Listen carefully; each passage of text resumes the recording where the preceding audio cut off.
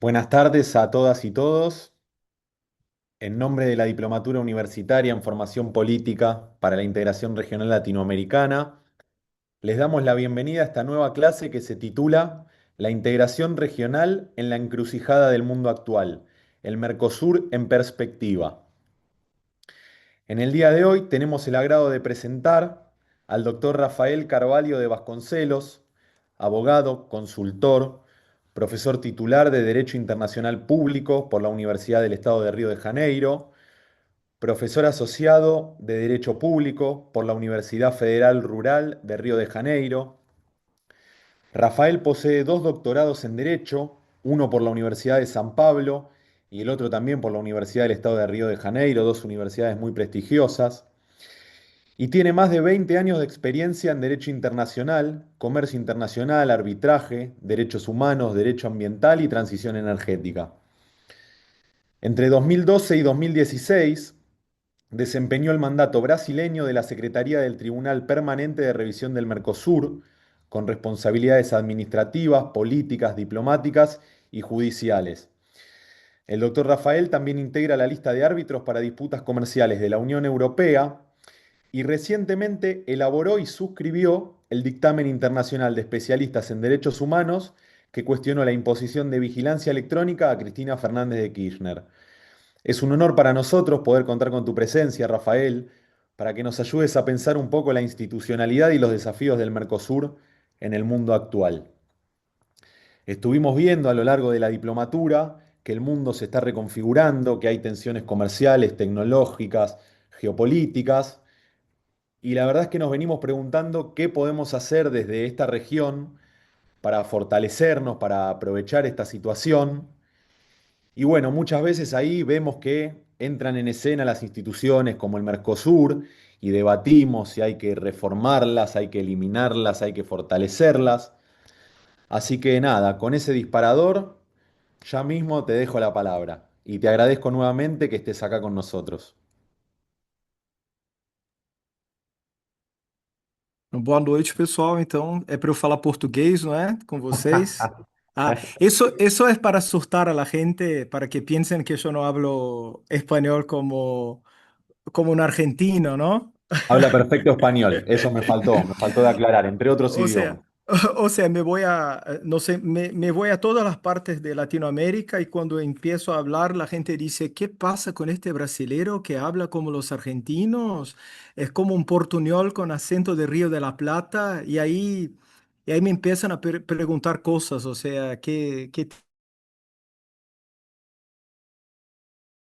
hecho? O sea, yo tengo una relación con la República Argentina que va más allá de cualquier interés en integración regional.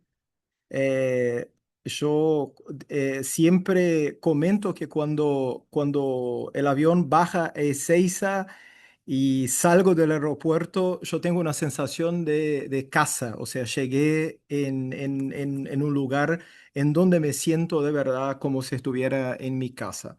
Bueno, yo antes de empezar a hablar, y yo quiero agradecer especialmente a Carlos López López, que es una persona que conozco personalmente. Yo ya escuchaba hablar de él, pero lo conozco personalmente desde hace muy poco, yo creo que desde hace un año, y es una persona que de verdad por su trayectoria y por todo lo que nosotros compartimos en términos de visión de nuestra América Latina, tengo un cariño enorme por vos, Carlos.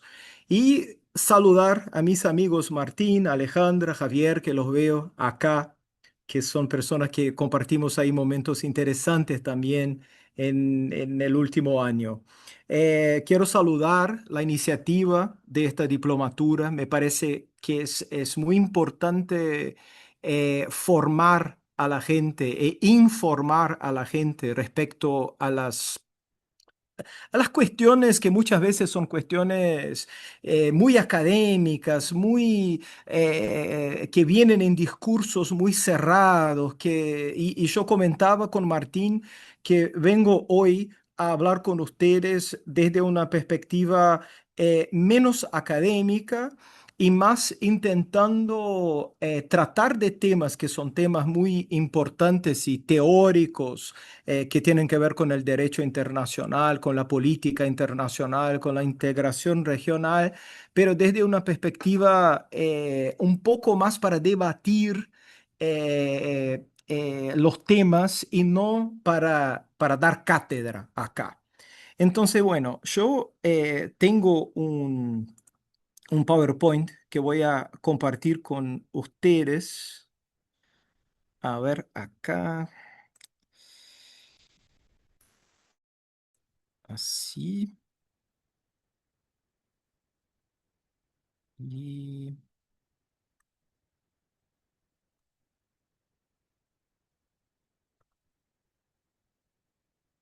ahí tengo que hacer ahora, así creo. Ahora sí.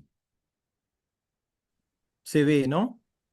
Sí, ahí se Bueno, ve perfecto. ahí está el título. Sé que quiero hablar con ustedes un poco respecto a la integración regional.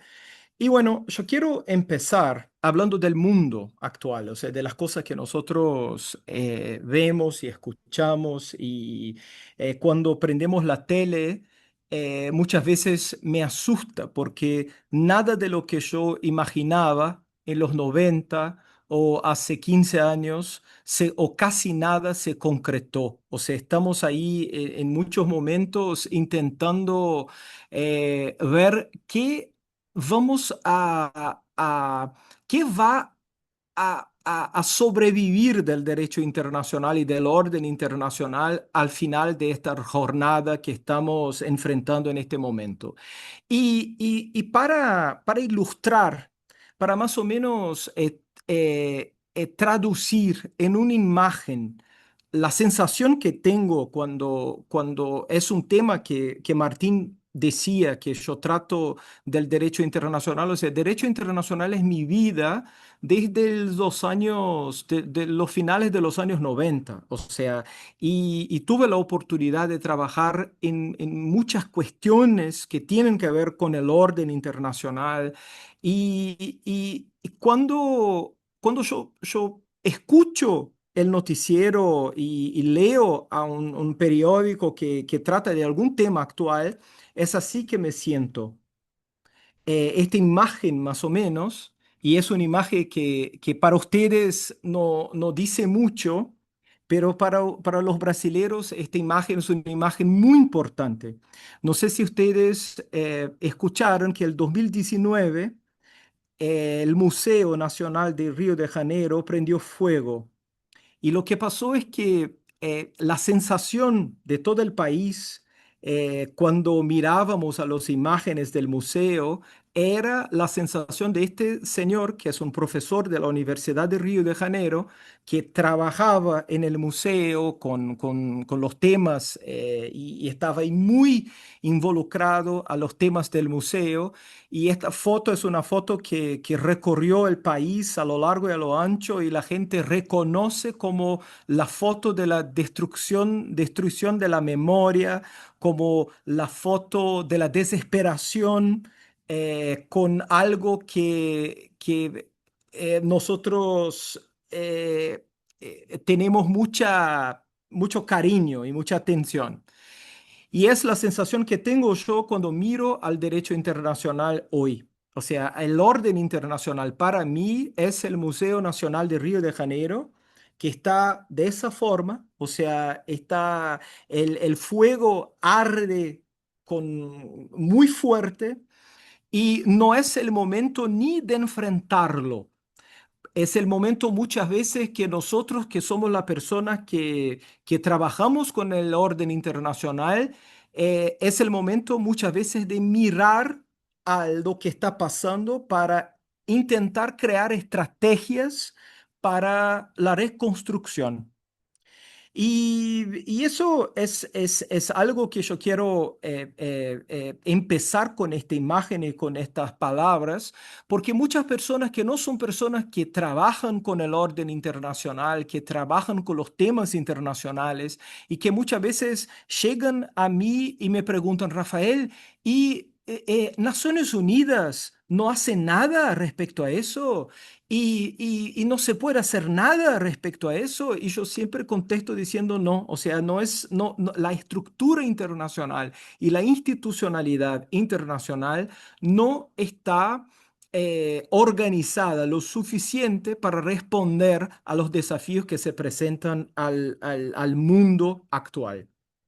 Y yo parto de esta imagen y de este comentario, que es un comentario para que yo pueda traducir que lo que ustedes sienten como personas muchas veces que no son profesionales, que trabajan con el orden internacional y con el derecho internacional, es lo mismo que nosotros que somos profesionales de derecho internacional sentimos. O sea, y no vamos a tener respuestas para las inquietudes que ustedes tengan y las preguntas que ustedes se hagan y presenten. O sea, no la tenemos. Es un momento de destrucción. O sea, es un momento muy complicado y un momento que nosotros capaz que tuvimos la última vez algo parecido entre 1939 y 1945. Y eso está muy claro y cada vez más se construye este consenso entre las personas que se dedican al derecho internacional de que la última vez que vimos tanta destrucción institucional, eso fue hace 80 años, o sea, cuando tuvimos ahí la guerra, o sea, la Segunda Guerra Mundial. Y yo parto de eso para decir o para reflexionar con ustedes cómo llegamos en ese momento, en ese contexto. O sea, de dónde partimos para llegar a la destrucción que vemos ahora en el mundo. ¿Y qué pasó entre una destrucción y la otra? Entonces yo tengo que empezar con la guerra, las dos guerras, pero principalmente la Segunda Guerra Mundial. Al final de la guerra, la gente se dio cuenta de, o sea, yo puedo dar a ustedes un mensaje muy eh, capaz que infantil y decir, no, mira, como si fuera un niño o una persona no muy... que no vivió muchas cosas en la vida y decir, no, los estados, los países estaban desconformes con toda la destrucción que había ahí en la Segunda Guerra Mundial y decidieron construir un orden internacional para buscar la paz y para buscar una vida. Pero nosotros tenemos que entender que fue una perspectiva de qué países que ganaron la guerra y que tenían que organizar el mundo de una manera que ellos pudieran controlarlo. O sea, los ganadores de la guerra tenían que construir un, un un conjunto de reglas internacionales y de instituciones que permitirían que ellos controlaran el mundo desde su perspectiva. Y bueno, ahí en los 40, al final de los años 40, nosotros tuvimos un momento en el cual pensábamos que íbamos a construir un camino conjunto, o sea, que los países que ganaron la guerra iban a poder llegar a consensos para construir este camino conjunto, y yo estoy hablando principalmente de la Unión Soviética y de los Estados Unidos, pero ya ahí en los 50 la cosa quedó claro que ellos tenían diferencias muy importantes y que esas diferencias iban a impactar el desarrollo de la institucionalidad internacional. Entonces, de hecho, lo que nosotros tenemos es que lo que nosotros logramos construir al final de los años 40 quedó más o menos estable. Yo no voy a decir congelado, porque mucha cosa pasó en los años 50, 60, 70, pasó, y cuando nosotros miramos a lo que hoy llamamos de la Unión Europea. Eso se desarrolló en aquel entonces. Nosotros tuvimos, sí, desarrollos importantes en términos de protección internacional de derechos humanos, pero la institucionalidad internacional no cambió tanto, no se desarrolló tanto. Entonces, no se congeló, pero hubo una estabilidad entre la guerra, o sea, la Segunda Guerra Mundial, y los años 90, y una estabilidad que servía para garantizar que los dos principales agentes internacionales de aquel entonces pudieran compartir el planeta, el mundo entre ellos y manejar los lados de la forma que los convenía. Llegamos a los años 90 y todos ustedes saben, muchos vivieron eso. Yo creo que capaz que Martín no haya vivido, pero Carlos, yo creo que Javier también.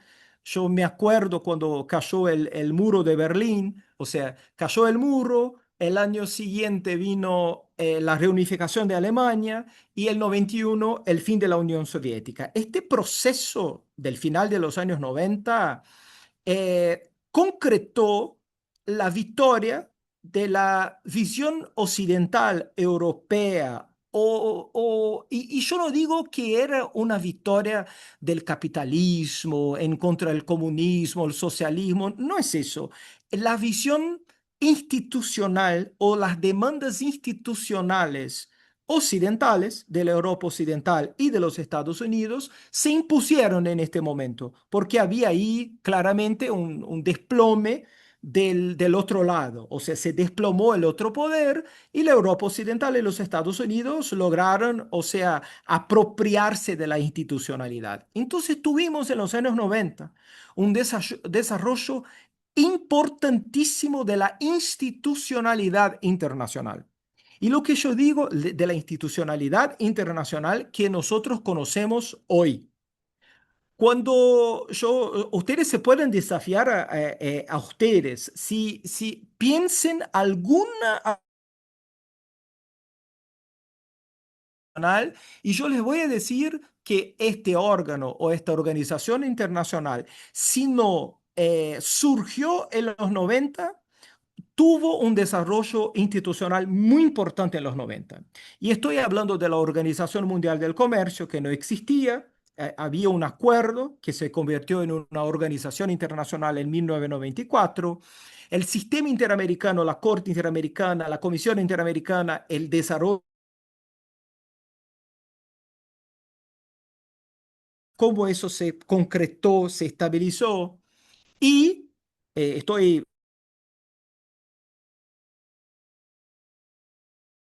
Pero cuando miramos al Mercosur, el Mercosur es del 1991, o sea, es un producto de este espíritu de tiempo de los 90, de este zeitgeist de los 90, que es el momento de desarrollo del orden internacional institucionalmente y con una mirada y desde una perspectiva de un plan occidental, de la Europa occidental y de los Estados Unidos. Y es muy interesante que ustedes fíjense las palabras que nosotros utilizábamos cuando estábamos en los 90 en ese proceso. Porque ¿cuáles eran las palabras que se utilizaban mucho en los profesionales de derecho internacional cuando trataban del tema? Integración, cooperación. O sea, era una perspectiva de que el mundo se iba a concretar una convivencia común. Pero cuando nosotros hablábamos de integración y de cooperación, muchas veces, en la mayoría de las veces, no era una integración y una cooperación romántica de la humanidad. Era una cooperación y una integración desde una perspectiva de comercio, desde una perspectiva de fuerza laboral, permitir que el trabajador portugués pudiera trabajar en Alemania porque en Alemania había una demanda de fuerza de trabajo. O sea, había ahí toda una perspectiva que no era una perspectiva romántica de que vamos a construir una humanidad mejor y cosas así. E incluso el Mercosur es un acuerdo que ustedes tienen que, fíjense el nombre, Mercado Común del Sur. O sea, en su nombre tenemos una perspectiva de mercado, una perspectiva de comercio. Y bueno, ¿qué pasó? Los años 90 fueron como 10 años y que logramos mucho en términos de desarrollo institucional del orden internacional bajo esta perspectiva y ahí tuvimos las torres, o sea, las torres gemelas del 2001 y yo digo que las torres no son el hecho que cambió la historia, sino son el hecho que eh, clave que demuestra el momento en el que la historia empezó a cambiar. Y desde ahí la cosa salió del control y este plan de los 90 ya no funcionaba más. Tuvimos problemas económicos muy serios en los países centrales, ahí el 2008, 2009, y eso repercute hoy en el orden internacional que nosotros ya no hablamos más de integración, ya no hablamos más de intervención, de cooperación. Las palabras que son las palabras del orden internacional y del derecho internacional hoy son intervención, proteccionismo. Son palabras que tienen un sentido mucho menos agregador, mucho menos de juntarnos los pueblos para vivir en conjunto de lo que nosotros víamos y mirábamos ahí en los 90. Entonces, lo que yo les tengo que decir es que el 2025, que es el momento actual, que yo miro al orden internacional, como este profesor mira al edificio del Museo Nacional en Río de Janeiro en 2019, es un momento en que nosotros salimos de una perspectiva de construcción de un futuro común, conjunto de la humanidad. Ojo, desde una perspectiva occidental, europea, capitalista, lo sabemos, pero estábamos buscando a construir algo conjunto y volvemos a una perspectiva que era la perspectiva anterior, que era una perspectiva que los pueblos entienden que se deben proyectar en el orden internacional solos en una perspectiva de pelea y de tensionamiento entre los pueblos, que es una perspectiva que nosotros la vemos en la Europa Oriental, en Ucrania, en el tema de Israel con yo creo que acá yo estoy entre personas que piensan como yo, pero cuando hablamos del genocidio en Palestina, que es algo que un profesional de derecho internacional que no la tiene clara, lo siento, o sea, porque ahí lo que está pasando es algo, y es algo que nosotros pensábamos en los 90 que íbamos a superar los genocidios que pasaban ahí, en Ruanda y en los Balcanes, y que la humanidad iba a encontrar un camino que eso nunca jamás se iba a repetir y el 225 acá estamos de nuevo en este momento.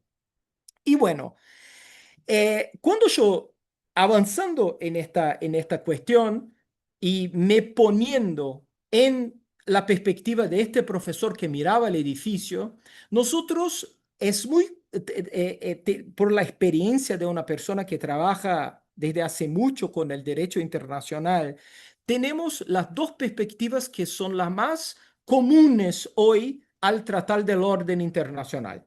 Nosotros tenemos dos grupos y yo los voy a describir, pero para que ustedes no se metan en ninguno de los dos. Acá estamos para llegar a una conclusión que ninguna de las dos perspectivas está buena. O sea, ningún de los dos abordajes son suficientes para describir lo que está pasando o para combatir y buscar soluciones y buscar avances y buscar la salida de todo eso en el futuro. tenemos la perspectiva de la histeria, que son las personas que dicen el derecho internacional no existe más, eh, el mundo se acabó, vamos a tener una guerra nuclear, que el Mercosur no existe. Esa es la que más me gusta, que la persona dice, el Mercosur no existe, el Mercosur se acabó. El Mercosur, eso escucho desde hace mucho. El Mercosur se acabó. Todos los años el Mercosur se va a acabar. Entonces ya estoy tan acostumbrado a eso. Esa es la perspectiva que yo digo que es la perspectiva de la histeria. Y hay la perspectiva que es la perspectiva de la negación, que es la gente que logra hoy dar una clase respecto a la Organización Mundial del Comercio como si nada estuviera pasando. Esa persona es una persona que está totalmente alejada de la realidad. O sea, porque yo, por ejemplo, hoy, y yo doy clases de grado.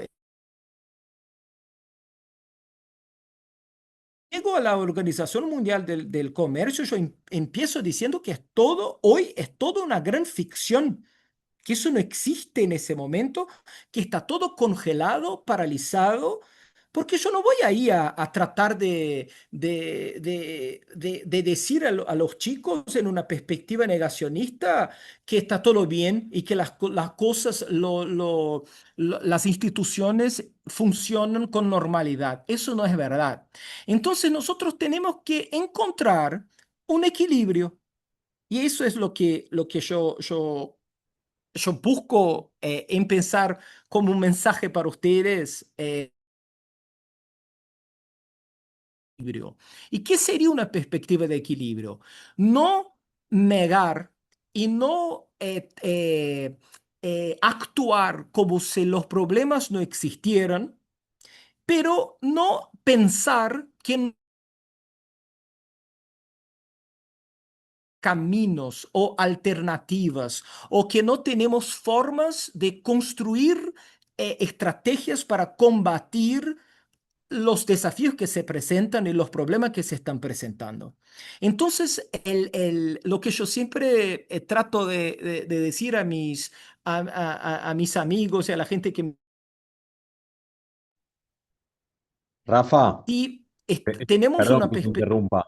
Sí, Estás a veces con unos cortecitos de 2, 3 segundos. Creo que el hilo se puede interpretar a pesar de eso, pero le, dale. le comento a la gente que si se pierde o algo lo pongan en el chat y lo repetimos. Ah, dale, perfecto. Y yo, ¿Eh? capaz que esté bueno que yo hable un poco más despacio y ahí si hay los cortes, la cosa no se Son pierde. cada tanto y breves, pero, Dale. pero tranquilo. Perfecto. Bueno, entonces nosotros, en resumen, nosotros tenemos que buscar un equilibrio y eso también es un ejercicio personal. Si nosotros, y yo creo que es un ejercicio personal para la vida, para nuestra vida, si tenemos una reacción muy desesperada respecto a una situación, eso no está bueno porque no vamos a encontrar una solución así. Y actuar como si el problema no existiera tampoco nos ayuda. Entonces tenemos que buscar ahí algo por intermedio entre entender que hay problemas y al mismo tiempo que son problemas complicados y actuar para buscar soluciones y entender que hay formas de solucionarlos y tratar de construir y de buscar estas formas de esta manera. Y ahí llegó el Mercosur. Yo les pasé un link. Yo no sé si abre, y si no abre, yo puedo pasarte, Martín, el PDF del artículo. Está en portugués, pero hoy y yo creo que ustedes logran leer portugués, porque mira, es un castellano más o menos igual, y ya está. Pero yo escribí un texto que se llama 30 años velando el Mercosur y el Mercosur vive. Y eso fue el 2001 y en un momento que Uruguay, la calle Pou había llegado a la presidencia, Uruguay dijo, voy a salir del Mercosur, vamos a hacer acuerdo con, no sé si era con la Unión Europea, con los Estados Unidos, iban a hacer acuerdos bilaterales y iban a salir del Mercosur. Y yo decía, mira, eso yo escucho desde hace mucho tiempo, o sea, respecto al Mercosur. Y nosotros, y esa es la perspectiva de la histeria.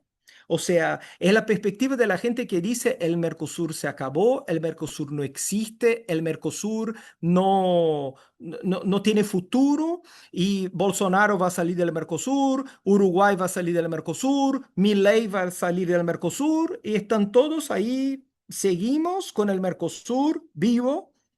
Capaz que no el Mercosur que soñamos, pero el Mercosur está ahí vivo, disponible con su institucionalidad.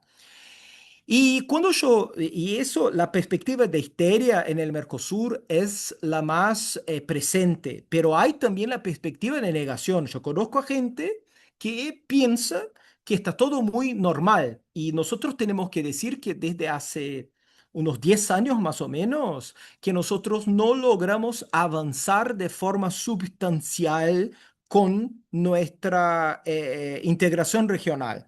Entonces no nos sirve decir que se acabó y tampoco pensar que todo está muy normal, porque no sirve para el Mercosur.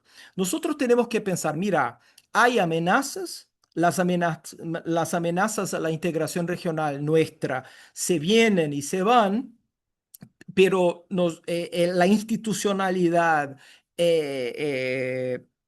queda al final cuando pasan estos gobiernos y esa gente que no quiere al Mercosur, pero nosotros tampoco somos muy... eh, nosotros somos muy buenos, muy estratégicos para desarrollar la integración regional cuando podemos. Y esa es la primera cosa que nosotros tenemos que hacer con el Mercosur. Comprender, entender que la perspectiva de que se acabó, de que no existe, no es verdad, y la perspectiva de que nosotros estamos construyendo una integración regional y que eso es inevitable, tampoco nos sirve si nosotros no tratamos de poner las pilas para que la integración exista, para que nosotros soñamos. Y ahí viene lo que yo digo y yo nombro de la voluntad de avanzar más allá de los lindos discursos.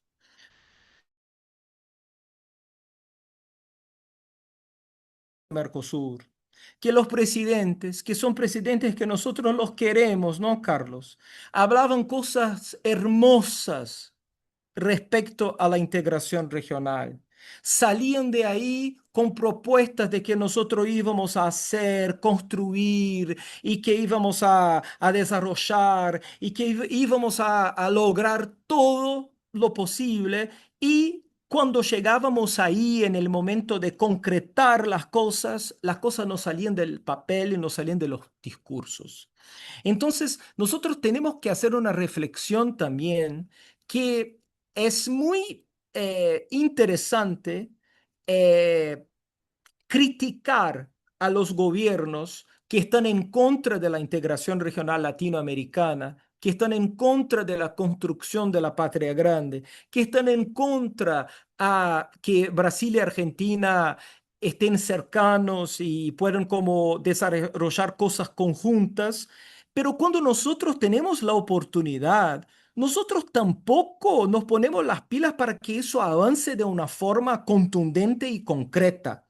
Entonces lo que yo convoco a ustedes acá es criticar está bueno, pero la autocrítica es muy importante hacer en este momento de bajón, y cuando yo hablo a Argentina, que está en un momento de bajón de integración, yo puedo decir, es el momento de criticar a un gobierno que no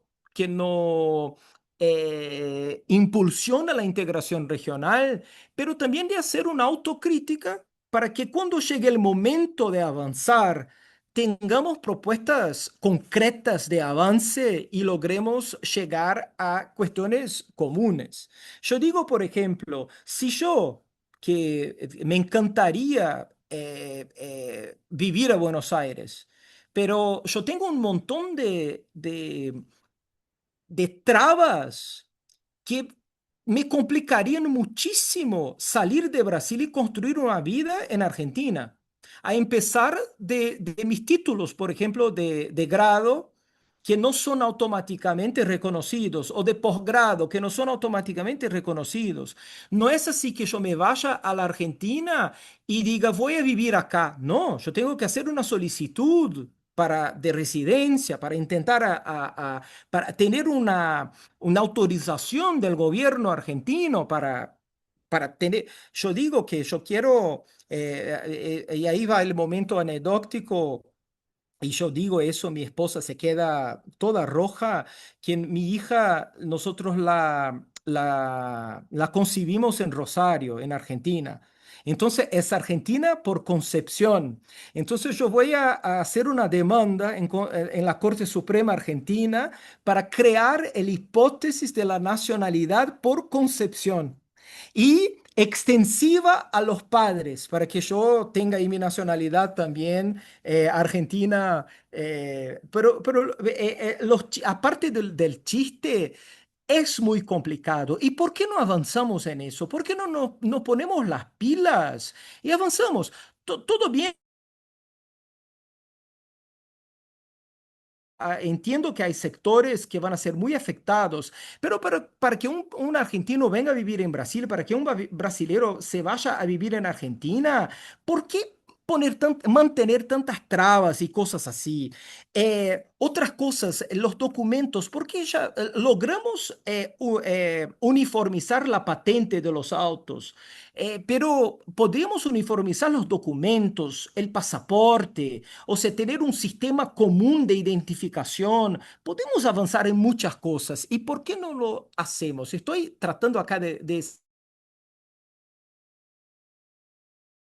lo que yo creo, que podemos como poner las pilas y tratar de construir una integración. Entonces, a mí me parece que podemos criticar a los gobiernos, que son gobiernos que están en contra de la integración regional y que no aportan a su construcción, pero tenemos que hacer una autocrítica de que cuando estamos personas que creen y que quieren una patria grande y desarrollar la integración regional, concretamos muy poco, avanzamos muy poco. Y tenemos que hacer esa autocrítica y esa reflexión. Para terminar, y yo pensé en una comunicación muy poco académica, ustedes se dieron cuenta, porque yo pensaba en tratar de temas muy específicos, que son temas que yo viví y yo les comenté a Carlos y a Martín. Yo estuve en al Mercosur, participé de todas las reuniones que tenían que ver con el ingreso de Venezuela. Después yo fui la persona que recibí la demanda de Paraguay en contra del Mercosur. Yo estuve presente en el fallo que participé de muchos momentos relacionados con el Mercosur. Tengo ahí muchas historias a contar, pero yo pensé que capaz que esta conversación de hoy, esta comunicación que tuvimos acá, ese intercambio que estamos realizando hoy en la diplomatura, iba a hacer más sentido si yo pudiera capaz que transmitir un mensaje que sería un mensaje de la experiencia que yo tengo de las personas que creen en la integración regional y muchas veces no, en el momento que pueden participar de la construcción de la integración regional, no lo hacen de la forma que cuando la tormenta pasar, cada uno de ustedes y cada uno de nosotros en algún momento nos vamos a cruzar ahí, encontrar en ambientes que son ambientes que van a creer en una patria grande, en la construcción de un camino conjunto de Latinoamérica. Eh, Solo construcción de la patria grande si, en primer lugar, si nos alejamos de la perspectiva de la histeria, de que algo se terminó, y de la perspectiva de la negación, de que ya está consolidado y ya construimos y logramos la patria grande. Y una vez ultrapasada esas perspectivas y que tengamos una perspectiva bastante sincera, o sea, de la integración regional, yo hago la convocatoria final que nosotros seamos agentes de la integración. O sea, que planteemos en conjunto el desarrollo que se hace necesario para que tengamos estrategias conjuntas de actuación internacional. Y yo termino con un ejemplo que para mí es el ejemplo más importante de todos y que tienen que ver con Argentina. El tema de las Malvinas.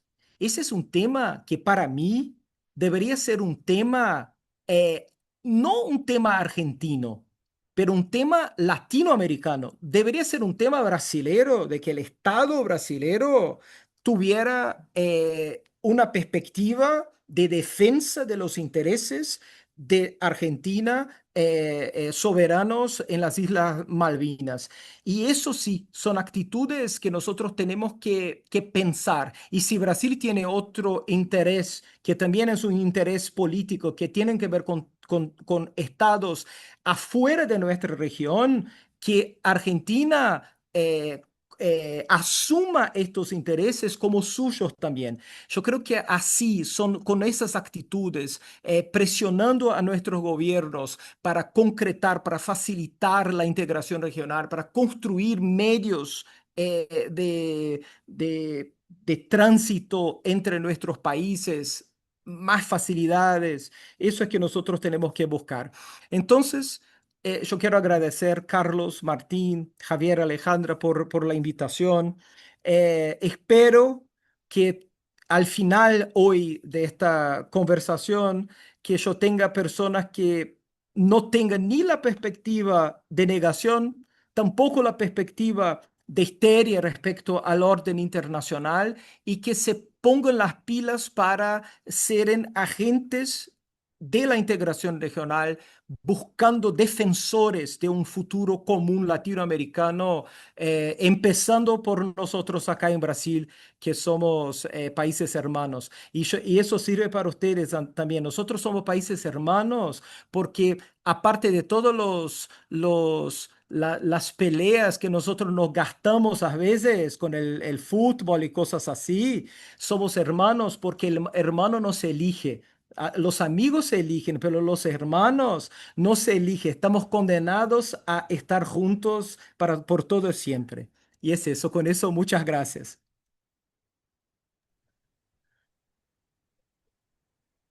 Bueno, Rafael, muchas gracias por la presentación muy clara. Acá Liliana escribió que no se logró un avance en la legislación del Mercosur en lo que respecta a los sistemas de justicia. No sé si podés hacer alguna aclaración al respecto, si Liliana quiere profundizar la pregunta. Se cortó justo cuando... ¿Me escuchás ahí? Hola. Se Hola. cortó justo cuando estabas concluyendo. Ah, no, que eso, que Liliana Consulta señala que no se logró un avance en la legislación del Mercosur con respecto a los sistemas de justicia. No sé si podés hacer alguna aclaración al respecto. Sí, yo puedo hacer un comentario. Yo soy una persona que yo vivo los dos mundos del derecho internacional, porque yo soy profesor de derecho internacional público y soy abogado en derecho internacional privado, o sea, yo trato de temas que son temas de derecho internacional privado.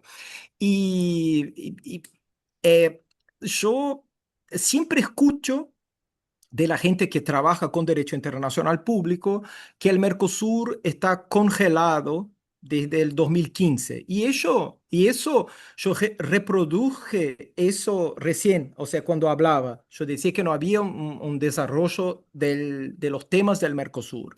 Y de hecho, esos temas que son temas más políticos, que necesitan una voluntad política muy fuerte, nosotros no logramos desarrollar y eso está clarísimo. Pero en temas de derecho internacional privado, y yo voy a dar un ejemplos, por ejemplo, eh, la, el régimen de protección de consumidores internacionales en el Mercosur o avances en temas, o sea, en los temas que tienen que ver con el derecho internacional privado, nosotros logramos desarrollos y logramos desarrollos incluso en gobiernos que no eran muy acogedores del Mercosur. Entonces, yo estoy, Liliana fue la que preguntó, ¿no? Liliana, yo Sí. estoy de acuerdo que respecto a los sistemas de justicia, puede ser que nosotros no tengamos un desarrollo común concretado y tampoco yo no sé si sería necesario en ese momento, pero en términos de legislación, por ejemplo, que reglamenta la vida de las personas que transitan entre los países del Mercosur, nosotros sí logramos desarrollar incluso en medio a un contexto que no era tan favorable al Mercosur. Bien. Te voy a hacer una consulta más, Rafa, que acá nos deja Néstor, que es cómo se hace para construir la integración regional cuando los gobernantes de los países no tienen una visión común, tanto desde la economía como la política internacional. Si no, si se trabó, lo repito. Sí, sí, yo lo leo acá. ¿Cómo se hace para construir Ah, integración cuando los gobernantes... Sí, ese es el tema, Néstor. Yo creo que una parte de la respuesta yo le di a Liliana. O sea, nosotros tenemos que buscar cuáles son los temas de consenso. Entonces, por ejemplo, la protección del consumidor. ¿Eso interesa a un gobierno que sea de derecha o progresista? O sea, es un tema común. O por ejemplo, reglamentar cómo ah. mucho más los argentinos venían a Brasil que los brasileños se iban en auto a la Argentina y cuando Justo eran justo se cortó cuando dijiste reglamentar. Sí. Cuando dijiste reglamentar, ¿qué ejemplo era? reglamentar, oh Dios, el consumo, los Ah, consumidores, la regla de consumidor, dale. bien. O sea, reglamentar el tema del consumo entre los dos países, o sea, no los dos, en el Mercosur, eso interesa a un gobierno conservador y a un gobierno progresista, porque es un tema que no es una demanda política ideológica, es una demanda que viene, o por ejemplo, el tema de las infracciones de tránsito, porque mucho más los argentinos venían a Brasil que los brasileños vamos cobrar, o sea, las infracciones. Y ahora, o sea, eso se reglamenta. O sea, los temas que son los temas más prácticos, esos temas logramos desarrollar, incluso con los gobiernos no se entienden. Pero sí, Néstor, la parte institucional, política, los cambios de verdad nosotros solo logramos cuando tenemos gobiernos que tienen un alineamiento político. Y ojo, no estoy tratando de un alineamiento a la izquierda, porque en los 90 nosotros avanzamos con el Mercosur muchísimo porque teníamos gobiernos liberales económicos en Brasil y en Argentina. Menem, Collor, Fernando Henrique Cardoso, o sea, avanzamos muchísimo, incluso en términos de institucionalidad. Y voy a decir algo que es incómodo. Y voy a decir algo muy incómodo para nosotros que compartimos, y yo creo que la mayoría de la gente acá comparte mi perspectiva ideológica.